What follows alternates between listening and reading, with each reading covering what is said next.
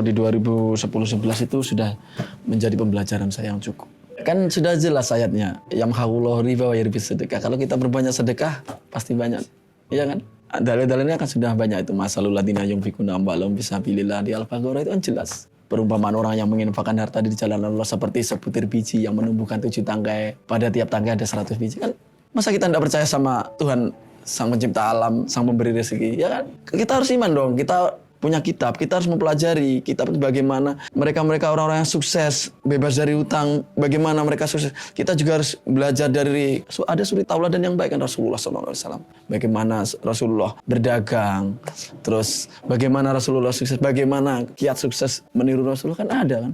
Kita nggak perlu niru-niru hukum kapitalis, kita menabung semakin menabung bakal kaya. Enggak, kita harus terapkan sebagai seorang muslim, sedekah bakal kaya. Kita muslim kan? Yakin sedekah bakal kaya. Oke lah, kita sedekah.